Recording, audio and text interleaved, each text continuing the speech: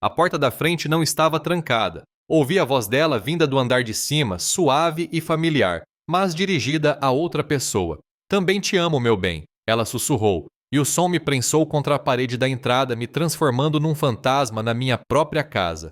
Ele nunca ama, acrescentou, com uma risada desdenhosa logo em seguida. A caminhonete Ram parou na entrada da garagem, seu motor a diesel emitindo um zumbido suave. 3 horas antes do previsto. O Sr. Abernathy havia dispensado a equipe logo após o almoço. A mistura de concreto para a nova fundação estava retida em algum lugar em Ohio. Algum problema burocrático, disse ele. Não fazia sentido pagar uma equipe para ficar parada. Minhas botas rangiam no cascalho enquanto eu caminhava em direção à porta da frente. O carro de Clara estava estacionado em seu lugar de sempre. Imaginei que ela provavelmente estivesse lá dentro, talvez ao telefone com alguma amiga, se atualizando sobre o que quer que fosse considerado notícia no mundo delas. Empurrei a porta. Não estava trancada. Hábito, talvez, ou quem sabe apenas confiança. A casa parecia aconchegante e silenciosa. Joguei as chaves na tigela de cerâmica perto da entrada, uma peça azul lascada que tínhamos comprado em um mercado de antiguidades anos atrás. Tirei minhas botas enlameadas ao lado do tapete, a argila seca se espalhando pelo piso de madeira. Eu limparia depois. Coloquei minha jaqueta no cabide. Então eu ouvi uma voz, leve e melodiosa, vinda do alto da escada, contornando a esquina do nosso quarto. A voz de Clara. E não era o murmúrio baixo e cansado que ela geralmente reservava para mim depois de um longo dia. Era algo diferente, mais alegre, sedutora. Meu Deus, Todd, disse ela com a voz clara como a água de um riacho. Mal posso esperar para te ver de novo. Prendi a respiração. Não foi um suspiro, mas como um tropeço interno. Minha mão, ainda alcançando o cabide, congelou no ar. Todd Peterson, lá de Toledo. Eles se conheceram na inauguração de uma galeria de arte para a qual ela me arrastou alguns meses atrás. Ele parecia inofensivo o suficiente na época, todo sorrisos suaves e conversas sobre expressionismo abstrato. Sua voz continuou, agora mais suave em tom conspiratório. Não, ele não vai suspeitar de nada. Ele nunca suspeita. Seguiu-se uma risadinha, um som ofegante que ecoou no ar. Eu disse a ele que era sobre encontrar meu equilíbrio ou algo assim. Sabe, aquele retiro na Califórnia. 3 semanas. Ele apenas assentiu. Ela riu de novo. Um som mais grave dessa vez. Rouco. Um som que eu não ouvia direcionado a mim há uma eternidade. Era o som de uma diversão genuína, sem qualquer constrangimento. Todd não questiona nada do que eu digo. É isso que torna tudo tão fácil e tão sufocante. As palavras vieram em seguida, como golpes físicos, cada uma precisa e inesperada. A presença dele me irrita agora. Tudo nele. Eu queria que ele desaparecesse para sempre. Simplesmente sumisse, sabe? Aí a gente não precisaria mais ficar se escondendo. Algo frio floresceu dentro de mim. Não raiva, não exatamente, ainda não. Era uma clareza estranha e distante. O choque estava lá. Uma dor surda atrás dos meus olhos. Mas por baixo dela, um cálculo silencioso começou. Meu mundo, que antes era simples e sólido, de repente se fragmentou. Mas me vi parada no centro dos pedaços quebrados, surpreendentemente imóvel. Ouvi as últimas palavras, proferidas com um último tom de ternura ensaiado. Te ligo de volta hoje à noite quando ele estiver dormindo. Também te amo, meu bem. Minhas mãos calejadas pelo trabalho encontraram a maçaneta novamente. Silenciosamente, devagar, girei-a. Abri a porta o suficiente para destravar e a fechei de novo, um pouco mais alto desta vez. Dei uma boa batida, firme, e então gritei com a voz rouca, mas firme. Clara, cheguei! Cedo! Passos desceram as escadas. Ela apareceu no topo, serena, já alisando os cabelos, mas seus olhos verdes revelavam um lampejo de cautela, uma avaliação rápida e atenta. Ei, eu disse, olhando para ela, com uma expressão de leve incômodo no rosto. A mistura de concreto atrasou de novo. O Sr. Abernathy mandou todo mundo para casa. Algum tipo de erro no transporte. Ela parou no 3º degrau. Bem, eu estava ajudando minha mãe com aquela arrecadação de fundos da igreja, sabe? Liguei para saber sobre os itens do leilão silencioso. Seu sorriso era discreto e ensaiado. Certo, eu disse, passando pelas minhas botas em direção à cozinha. Bem, acho que terei que encontrar algo para fazer esta noite. Talvez jogar pôquer na casa do Dale. Observei o alívio tomar conta do rosto dela, rápido como uma ondulação na água, antes que ela pudesse disfarçar. Ela assentiu. já voltando para o andar de cima. Parece ótimo, disse ela com a voz recuperando seu tom indiferente e familiar. Uma leve fragrância de perfume pairou no ar enquanto ela desaparecia. Eu estava parada na cozinha silenciosa, o aroma do perfume dela se dissipando. A decisão me veio então, clara e nítida. Eu não a confrontaria, sem gritos, sem lágrimas. Eu simplesmente desapareceria, mas nos meus próprios termos. Os dias seguintes transcorreram numa estranha realidade suspensa. Eu me movia pela casa, ia trabalhar, comia as refeições que preparava, tudo isso mantendo a farsa. Clara, ao que parecia, estava completamente alheia. Ela confundiu meu distanciamento silencioso com uma aceitação passiva, talvez até uma melancolia que se encaixava na narrativa dela. Ela sempre vira minha introspecção como uma espécie de preguiça emocional. Na terça-noite, eu estava deitado na cama ao lado dela, fingindo dormir. O celular dela vibrou no criado mudo. Ela estendeu a mão para pegá-lo, seus movimentos lentos e calculados, como se não quisesse me acordar. Ouvi o sussurro abafado da sua voz enquanto ela saía do quarto, indo em direção ao banheiro de hóspedes no final do corredor, aquele com acústica ruim. Eu escutei o zumbido suave do ar-condicionado, o brilho fraco do relógio digital, e então a voz dela, baixa e urgente. Ele está agindo de forma estranha, murmurou. Distante. Você acha que ele suspeita de alguma coisa? Houve uma pausa, um farfalhar de movimento. Não, você tem razão. Ele não é tão observador. Mesmo assim, ficarei feliz quando tudo isso acabar. Quando eu puder simplesmente dizer a ele que quero ir embora. Meu maxilar se contraiu. Ela pigarreou. Mais 3 dias, meu bem. Depois, 3 semanas só nós duas. Mal posso esperar. Fechei os olhos, suas palavras me atingindo como ácido frio. Não era mais só a traição. Era a crueldade casual. O jeito como ela me descartou. Na quarta-feira à noite, preparei frango à parmegiana, um dos pratos favoritos dela. O cheiro de alho e molho de tomate fervendo invadiu a cozinha. Sentamos à mesa de jantar, a luz baixa da luminária projetando longas sombras. Ela comeu devagar, metodicamente, e então pousou o garfo. Preciso de um tempo para mim, disse ela, olhando para o prato. Só para me recentrar. Acho que 3 semanas na Califórnia me fariam bem. Seus olhos finalmente encontraram os meus, buscando algo. Mantive minha expressão neutra. Califórnia, hein? Ainda pretende ficar com a Amanda? Amanda era uma antiga amiga da faculdade que havia se mudado para Seattle alguns anos atrás. Outra mentira. Sim, disse ela, com a voz um pouco acelerada demais. Ela vem me convidando há tempos. Quando pretende partir? Perguntei, passando manteiga num pãozinho. Neste sábado, respondeu ela, observando-me atentamente, à espera de uma objeção, uma pergunta, qualquer coisa que pudesse contrariar sua narrativa. Em vez disso, apenas assenti com a cabeça. Posso te levar ao aeroporto, ofereci com voz calma. Um lampejo de alívio, rapidamente seguido de triunfo, cruzou seu rosto. Ela tentou disfarçar, mas eu vi. O canto de sua boca se contraiu. Isso seria útil, Ethan. Obrigada. Mais tarde naquela noite, ela dormia ao meu lado, uma presença fria e indiferente. Eu encarava o teto, as sombras dos postes de luz lá fora se movendo no gesso. Minha mente, geralmente focada em misturas de concreto e cronogramas de construção, agora estava repleta de detalhes de outra natureza. O plano começou a se solidificar, peça por peça, com precisão. Pensei no começo. Nosso pequeno apartamento, as conversas até altas horas da noite, os sonhos de filhos e uma casa maior, uma vida construída juntos. Conversávamos por horas sobre o tipo de jardim que ela plantaria, o balanço que eu construiria no quintal.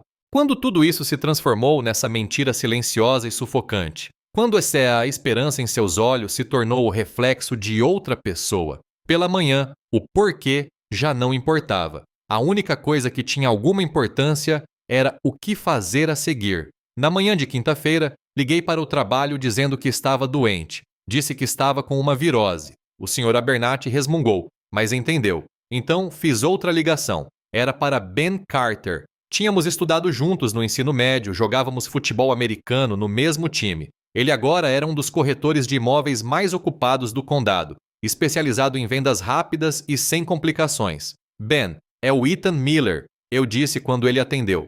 Escuta, preciso falar com você sobre uma coisa, particular e rápido. Nos encontramos para tomar um café na lanchonete à beira da estrada. Ben, ainda de ombros largos, Embora um pouco mais cheinho na barriga, ouvia atentamente. Expliquei que precisava vender a casa. Rápido, discretamente, sem alarde. Omiti os detalhes complicados, simplesmente insinuando que minha situação pessoal estava resolvida.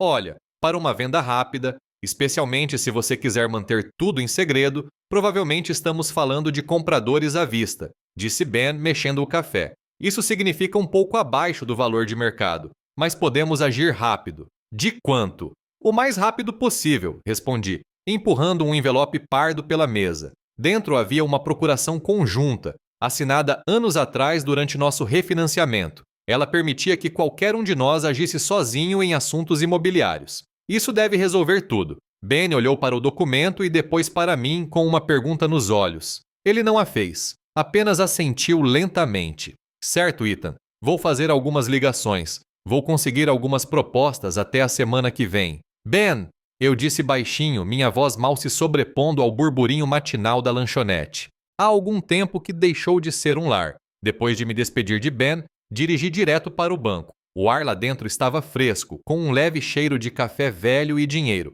Abri uma nova conta individual, uma simples conta corrente e poupança, e transferi exatamente metade da nossa poupança conjunta para ela. A caixa, uma jovem chamada Brenda, que sempre se lembrava do meu nome, processou a transferência sem o menor interesse. Perguntei a ela, só para ter certeza, sobre a conta conjunta. Ela explicou que, se Clara denunciasse fraude, a outra metade da conta conjunta seria bloqueada, intocável sem a permissão expressa de Clara. Era bom saber disso. Em seguida, fui até outro caixa. Consertos de emergência. Expliquei, pedindo para sacar uma parte significativa do saldo restante da conta conjunta em dinheiro vivo. O caixa, um senhor mais velho, mal levantou os olhos, contando maços de notas de $100.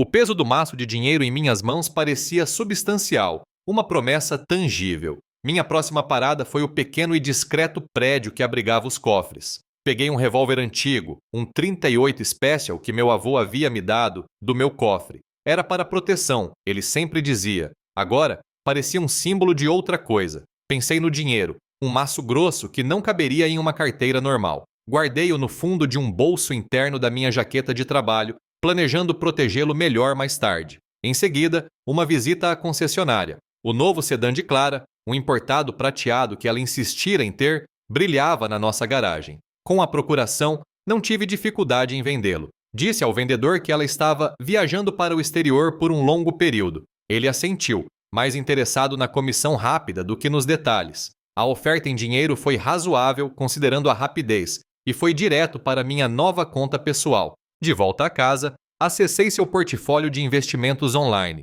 Ela sempre administrou o próprio dinheiro, ou pelo menos pensava que sim. A procuração abrangia também as contas financeiras. Em menos de uma hora, os fundos foram liquidados e transferidos para minha nova conta. Em seguida, os objetos de valor. A cômoda antiga da avó, uma peça ornamentada que ela herdara e na qual gastara uma pequena fortuna para restaurar, foi anunciada em um mercado online local. Foi vendida em poucas horas para uma mulher que dirigiu por 1 hora para buscá-la, pagando em dinheiro vivo. A cara máquina de café expresso, aquela que ela sempre quisera e raramente usara, veio logo depois, vendida para um universitário viciado em cafeína. Cada transação foi rápida, impessoal e paga em dinheiro vivo. Entrei em contato com uma empresa de liquidação. Eles eram especializados em vendas de bens de espólio, mas também em esvaziar casas rapidamente.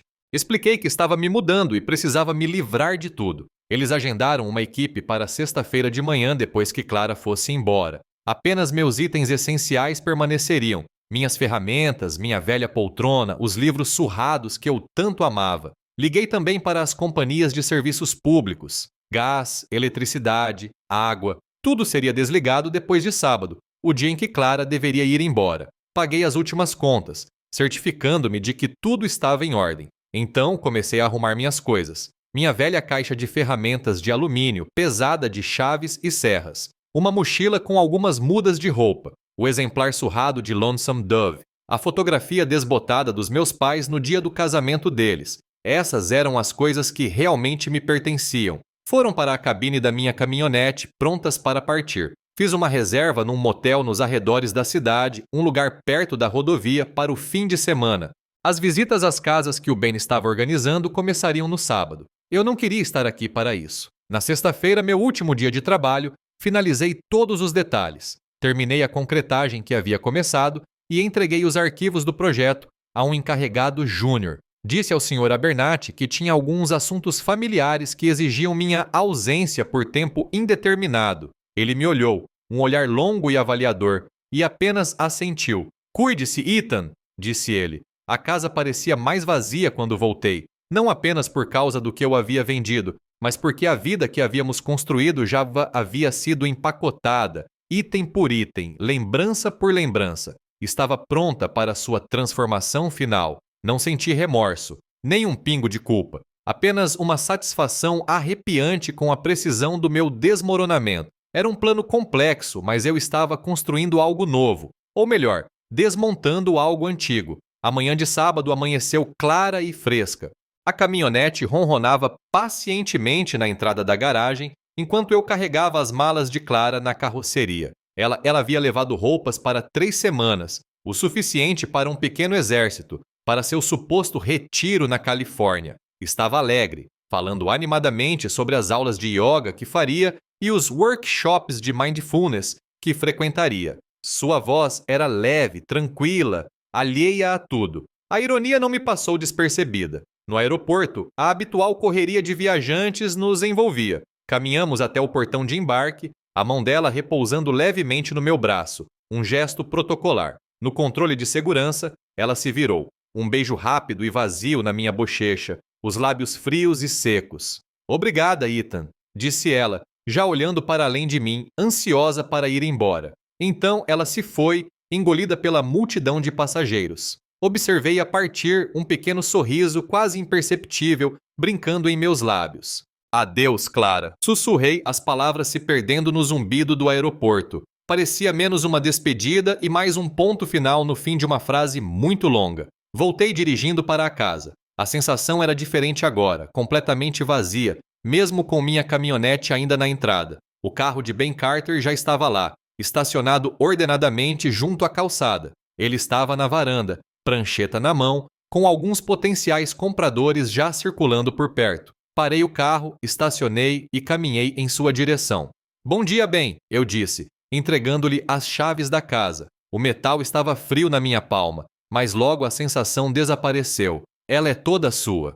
Ele assentiu com a cabeça com um olhar compreensivo. "Boa sorte, Ethan." Não disse mais nada. Apenas voltei para minha caminhonete e fui embora, deixando a casa para trás pela última vez como seu dono. O cascalho estalava sob os pneus. Minha primeira parada foi o escritório local da Previdência Social. Sentei-me em uma sala de espera cheia de pessoas silenciosas, o ar carregado de burocracia. Quando meu número foi chamado, fui até o balcão e expliquei a situação. Roubo de identidade. Uma longa e complicada história sobre uma carteira roubada e contas fraudulentas. A atendente, uma mulher de aparência cansada, mas com olhos bondosos, anotou tudo. Um novo número da Previdência Social seria emitido em algumas semanas. Um novo começo. Em seguida, o Detran. Outra sala de espera, outra fila. Apresentei meu novo cartão do Seguro Social, minha antiga carteira de motorista e algumas contas de serviços públicos falsificadas de uma caixa postal em uma cidade distante, um lugar onde eu nunca tinha estado. O atendente processou tudo. Uma nova carteira de motorista, uma nova identidade, praticamente. O cartão plastificado parecia estranho em minha mão. Liquidei minha pequena carteira de investimentos, uma modesta coleção de ações que eu mantinha há anos. Os fundos foram transferidos para minha nova conta secreta, misturando-se com o dinheiro de Clara. Os números na tela pareciam uma pontuação, um balanço do meu desapego. Numa loja de ferragens local, comprei um celular descartável. Um celular flip barato, daqueles que somem no bolso. Número novo. Paguei em dinheiro vivo, sem deixar rastro. Fiz mais uma ligação. Para minha mãe. Sua voz frágil, mas firme, era um conforto familiar. "Mãe", eu disse. "Consegui um emprego de longo prazo em outro estado. Um projeto grande. Não sei quando volto." Mantive a situação vaga, sabendo que ela aceitaria. Ela sempre aceitava. Dei a ela o endereço da caixa postal, dizendo que entraria em contato e prometendo ligar quando estivesse instalada. Ela me desejou boa sorte e disse para eu ter cuidado. Então, dirigi para o oeste. A estrada se estendia, infinita e convidativa. Observei a paisagem familiar de Ohio dar lugar a Indiana, depois a Illinois, os campos de milho se misturando em uma imensidão verde-dourada. Eu não tinha um destino específico, apenas uma direção, oeste. Encontrei uma casinha decadente numa cidadezinha rural tranquila, a quilômetros de distância de tudo que eu conhecia. Tinha a pintura descascando, uma varanda torta e um quintal cheio de ervas daninhas. Perfeito. Paguei ao proprietário, um velho ranzinza que não fez perguntas, vários meses de aluguel adiantado em dinheiro vivo. Comprei um colchão barato, uma mesa dobrável e uma cadeira. Mobiliei o espaço de forma simples. Uma nova existência anônima começava a surgir. As paredes estavam nuas. Os cômodos ecoavam com o vazio, mas era meu. Comecei a procurar trabalho na construção civil, trabalho braçal, algo que precisasse das minhas mãos, da minha força. Com meu novo nome, um nome que ninguém conhecia. Ao entrar no escritório de contratação local, uma estranha leveza me invadiu. O antigo Ethan Miller havia desaparecido, e eu me senti livre. 3 semanas depois, o aeroporto fervilhava com o habitual fluxo de chegadas. Clara desembarcou do avião, sentindo-se mais leve e energizada. Seu retiro com Todd tinha sido tudo o que ela esperava. Sol, praias e a sensação inebriante de um novo começo. Ela chamou um táxi, a voz alegre enquanto dava o endereço, conversando animadamente com o motorista sobre sua maravilhosa viagem. Ela esperava encontrar Ethan à espera, talvez um pouco cabisbaixo, mas lá. De qualquer forma, ele sempre estivera lá. Quando o táxi virou na rua, um nó começou a se formar em seu estômago. O quintal parecia abandonado. As sebes estavam altas, algumas folhas secas espalhadas pelo gramado. E então ela viu uma placa vermelha e branca chamativa de "Vende-se", colocada torta junto ao meio-fio. "Mas o que é isso?", murmurou ela, inclinando-se para a frente. A própria casa também parecia diferente, despojada.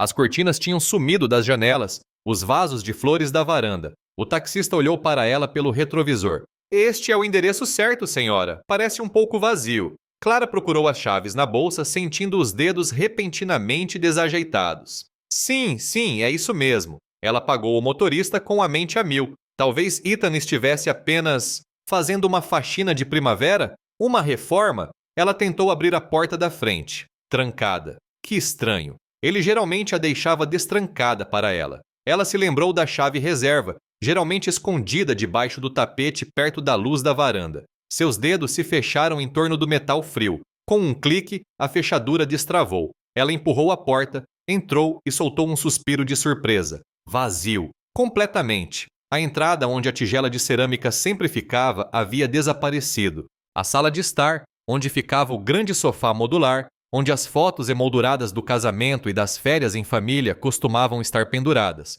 Era um retângulo oco. A sala de jantar, a cozinha, tudo vazio. Não restava um único móvel. As paredes exibiam contornos tênues e empoeirados onde antes ficavam os quadros. Até o tapete velho e desbotado havia sumido. "Meu Deus!" ela gritou, com a voz embargada, o som ecoando pelas paredes nuas, em tom de deboche. Suas mãos tremiam enquanto ela pegava o celular. O número de Ethan. Ela discou freneticamente. Chamou 2 vezes e foi direto para a caixa postal. "O assinante que você está tentando contatar." Ela tentou ligar para o escritório de Ben Carter, lembrando que ele era o corretor de imóveis deles. Ninguém atendeu. Já passava das 5 da tarde de uma sexta-feira. Ele estaria fora durante o fim de semana. Um arrepio percorreu sua espinha. Ela foi até a cozinha e tentou acender a luz. Nada. A geladeira zumbia em um silêncio inquietante. A rede elétrica. Ela pegou o laptop e viu que o ícone do Wi-Fi estava apagado, sem internet, sem energia. Ela finalmente conseguiu conectar o laptop usando o ponto de acesso do celular. Entrou na conta bancária conjunta online. A tela carregou lentamente e, então, revelou a dura realidade, quase vazia. Restavam apenas algumas centenas de dólares, o suficiente para um jantar, talvez 2. Sua carteira de investimentos também, liquidada. Os fundos foram transferidos. O pânico apertou sua garganta. Ela percorreu seus contatos encontrando Amanda. Precisava falar com Amanda. "Amanda, é a Clara. Você está em casa? Preciso te contar o que aconteceu." "Clara?" A voz de Amanda estava distante e confusa. Eu me mudei para Seattle há 1 ano, lembra? Do que você está falando? A ligação caiu. Amanda estava em Seattle. O retiro na Califórnia, tudo mentira. Uma mentira que ela havia contado. Ethan. Sua próxima ligação foi para Todd. Ele atendeu com a voz sonolenta. Amor? O que houve? Todd, você não vai acreditar. Ele sumiu. Tudo sumiu. A casa, o dinheiro, tudo. Ele levou tudo. Ela estava histérica, sua voz subindo a um tom frenético. Houve um longo silêncio do outro lado da linha. A voz de Todd, quando retornou, era plana, distante. Clara, se acalme. Do que você está falando? Olha, estou muito ocupado agora. Tenho uma grande inauguração de galeria amanhã. Talvez você devesse chamar a polícia. Ele ofereceu pouco consolo, nenhuma preocupação real. O telefone escorregou de seus dedos, caindo com um estrondo no chão vazio. Ela sentiu um frio profundo a envolver. Sem energia, sem dinheiro, sem marido, sem casa. Saiu da casa vazia, deixando a porta da frente entreaberta, e pegou outro táxi para um motel local, o mais barato que encontrou. O peso de tudo a atingiu em cheio, a realidade devastadora de sua situação. Deitou-se na cama desconhecida, encarando o teto texturizado, um frio pavor penetrando em seus ossos. Você fica até o final para ver como as escolhas custosas da vida se desenrolam. Na manhã seguinte, Clara entrou no banco, o rosto contraído por uma fúria que desconhecia. Dirigiu-se diretamente ao escritório do gerente, exigindo respostas. Minhas contas estão zeradas. O que aconteceu com todo o meu dinheiro? A gerente, uma mulher serena de cabelos grisalhos, ouviu pacientemente. Em seguida, deslizou uma pilha de papéis sobre a mesa. Senhora Miller, todas as transferências e saques foram realizados legalmente. Temos sua procuração assinada em nossos arquivos. Seu marido, Ethan, a utilizou para transferir metade da poupança conjunta para uma nova conta individual que ele abriu e sacou o restante em dinheiro. Ela apontou para uma assinatura. E esta autorização permite a liquidação de sua carteira de investimentos. Clara encarou os papéis, sua própria assinatura zombando dela. A raiva se transformou em um pavor gélido. Do banco, ela dirigiu direto para o escritório de Ben Carter, com as mãos firmemente agarradas ao volante. Ele estava em sua mesa, falando ao telefone, mas ergueu os olhos quando ela entrou abruptamente. Ben, e a casa? Por que tem uma placa de vende-se no meu jardim? Ele terminou a ligação e recostou-se na cadeira, calmo como sempre. Clara, a casa foi anunciada e vendida. Novamente, tudo com uma procuração legalmente outorgada. Ethan tinha autoridade para agir em seu nome. Ele colocou outro documento sobre a mesa, apontando para a assinatura dela. Tudo estava dentro da lei. Vou processar vocês, ela gritou com a voz embargada. Vou processar o banco, vou processar todo mundo. Ben apenas suspirou. Clara, todas as transações foram legais, documentadas. Não há fundamento legal para um processo. Você lhe deu essa autoridade. Derrotada, ela saiu do escritório dele. Sua próxima parada foi a delegacia. Ela registrou o desaparecimento de Ethan, desesperada para que o encontrassem, para que o trouxessem de volta para que ela pudesse gritar com ele, exigir respostas. O policial de plantão colheu seu depoimento, educado, mas distante. Senhora, seu marido não é menor de idade. Não há indícios de crime. Ele é livre para ir embora. Não podemos abrir um inquérito por pessoa desaparecida para um adulto que simplesmente escolheu partir. A ficha caiu de repente, fria e dura como pedra. Não fora um ato impulsivo. Tudo fora planejado. Meticulosamente. Num acesso de desespero, ela contratou um detetive particular, um policial aposentado chamado Carl. Pagou-lhe com as últimas centenas de dólares de sua antiga conta bancária. Carl passou uma semana fazendo ligações, consultando bancos de dados, mas não encontrou nada. Ele desapareceu, Sra. Miller, relatou, com voz monótona. Começou do zero, nova identidade, pelo visto. Não deixou rastros. Ela ligou para a mãe de Ethan com a esperança se esvaindo. A voz da mãe dele era de tristeza. Clara, querida, Ethan me disse que se mudou para outro estado por causa do trabalho. Um projeto de longo prazo. Ele disse que entraria em contato quando pudesse. E ele me disse que não quer ser encontrado por você. Clara desligou o telefone, sentindo o fone incrivelmente pesado. A complexidade do plano de Ethan, o cálculo frio e silencioso por trás de seu desaparecimento, finalmente se tornou clara para ela. Foi como um golpe físico. O trabalho dela na imobiliária foi prejudicado. Distraída e constantemente ao telefone, suas vendas despencaram. Seu chefe, Cansado de ver seus problemas pessoais interferindo na vida profissional, a demitiu. Não está dando certo, Clara, ele disse. Todd tornou-se cada vez mais distante. A inauguração da sua galeria tinha corrido bem, dissera ele, mas também mencionou algumas dificuldades financeiras inesperadas.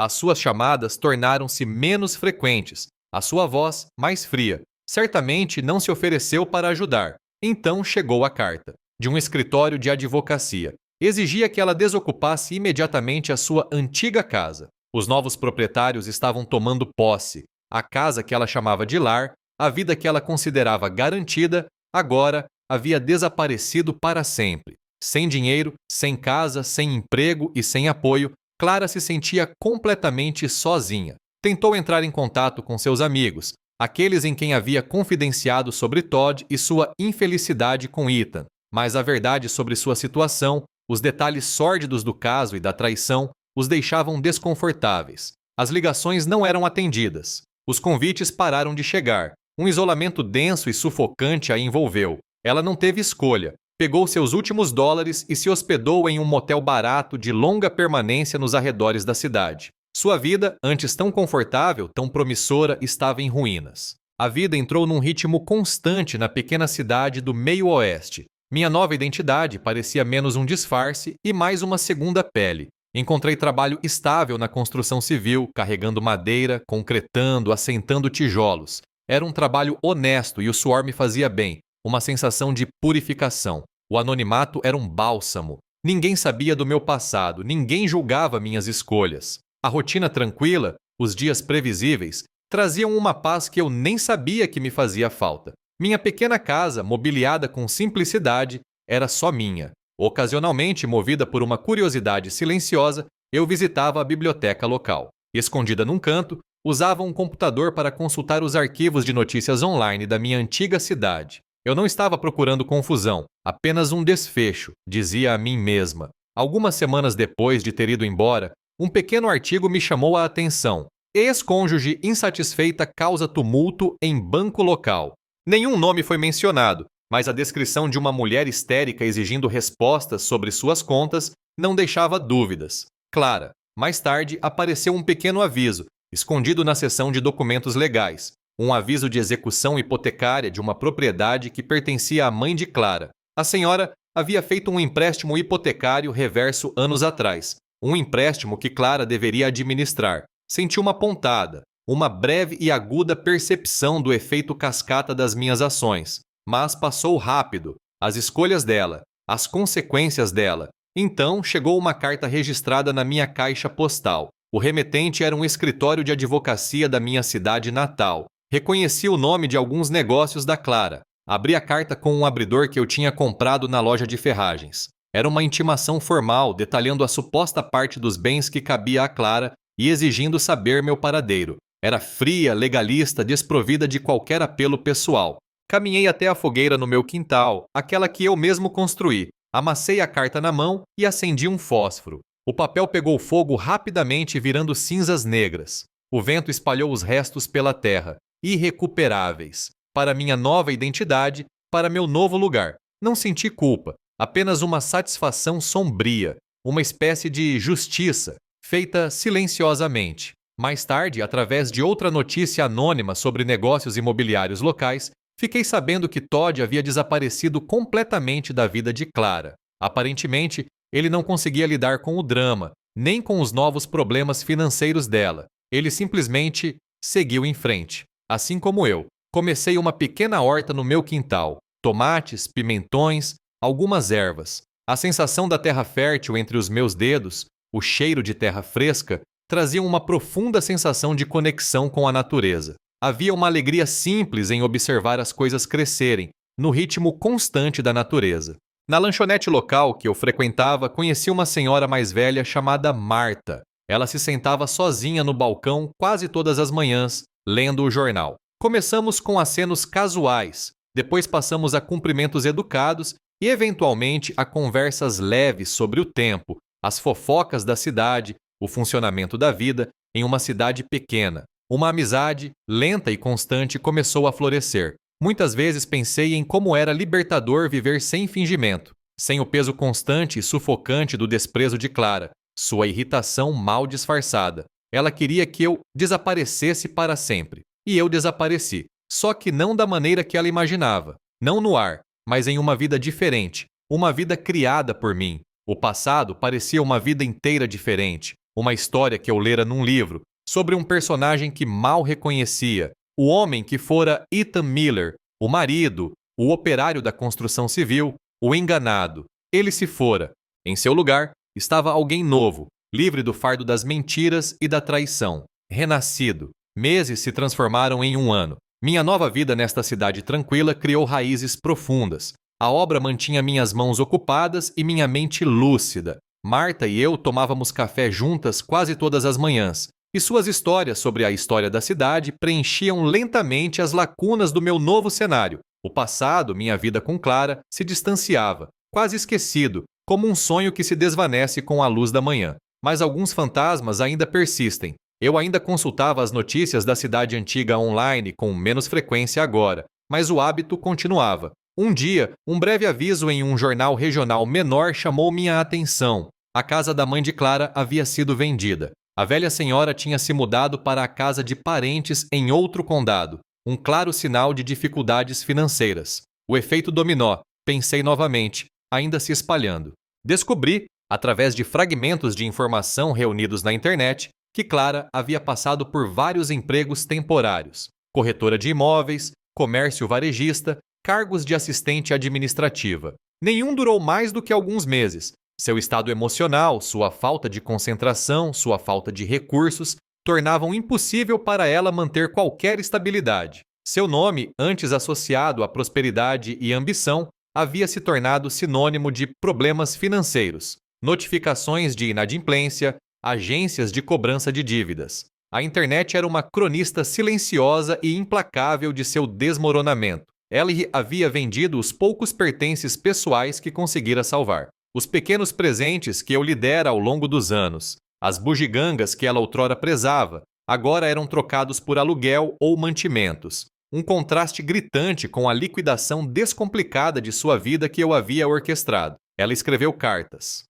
para minha mãe, para minha irmã, implorando por informações, por um jeito de me encontrar. Elas não ofereceram nenhuma ajuda. Minha mãe, firme em sua lealdade, disse a Clara que eu havia deixado claro que não queria ser encontrada. Ela respeitou meu desejo de privacidade, um escudo silencioso contra o desespero de Clara. Seu outrora vibrante círculo social, os amigos com quem compartilhava bebidas e fofocas, havia se desfeito completamente. A verdade sobre seu caso extraconjugal, sua ruína financeira, a transformaram em um fardo, uma verdade incômoda. Ela estava isolada, amargurada, sozinha. Ela até tentou reatar com o Todd. Viu uma publicação antiga no Facebook, uma tentativa desesperada de conexão. Mas ele já tinha seguido em frente, sem vontade de lidar com os problemas dela. A vida dele, limpa e sem fardos, não tinha espaço para o drama dela. Clara acabou num apartamento minúsculo e dilapidado, lutando para sobreviver.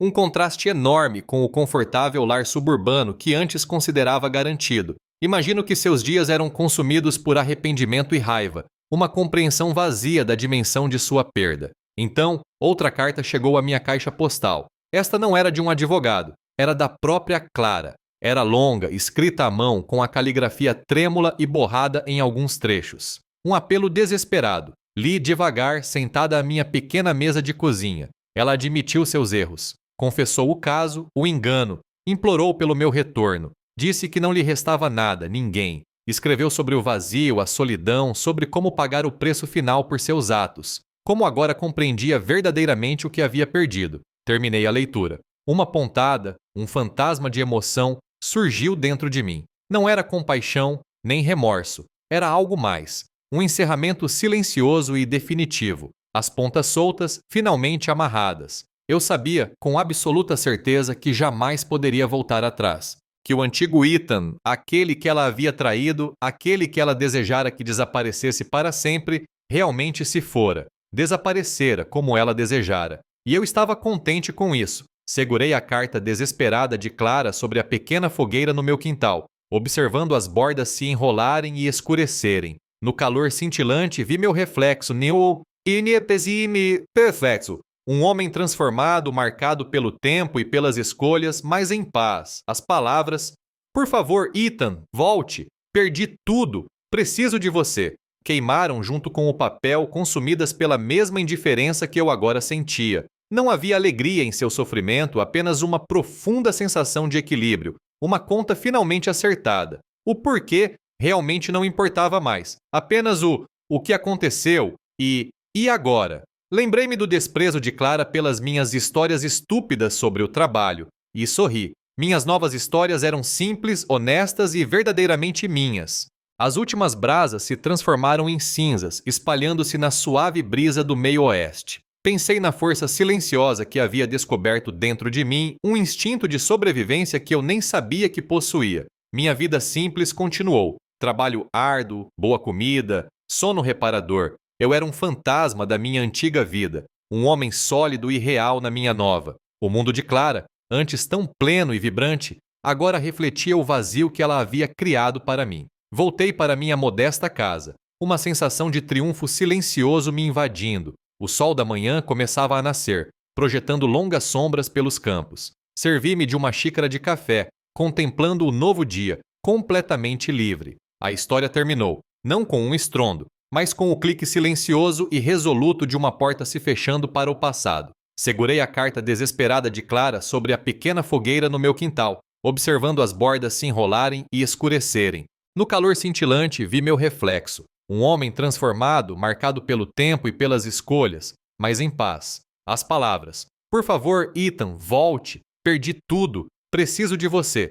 Queimaram junto com o papel, consumidas pela mesma indiferença que eu agora sentia. Não havia alegria em seu sofrimento, apenas uma profunda sensação de equilíbrio, uma conta finalmente acertada. O porquê realmente não importava mais. Apenas o que aconteceu e agora? Lembrei-me do desprezo de Clara pelas minhas histórias estúpidas sobre o trabalho e sorri. Minhas novas histórias eram simples, honestas e verdadeiramente minhas. As últimas brasas se transformaram em cinzas, espalhando-se na suave brisa do meio-oeste. Pensei na força silenciosa que havia descoberto dentro de mim, um instinto de sobrevivência que eu nem sabia que possuía. Minha vida simples continuou. Trabalho árduo, boa comida, sono reparador. Eu era um fantasma da minha antiga vida, um homem sólido e real na minha nova. O mundo de Clara, antes tão pleno e vibrante, agora refletia o vazio que ela havia criado para mim. Voltei para minha modesta casa, uma sensação de triunfo silencioso me invadindo. O sol da manhã começava a nascer, projetando longas sombras pelos campos. Servi-me de uma xícara de café, contemplando o novo dia completamente livre. A história terminou, não com um estrondo, mas com o clique silencioso e resoluto de uma porta se fechando para o passado.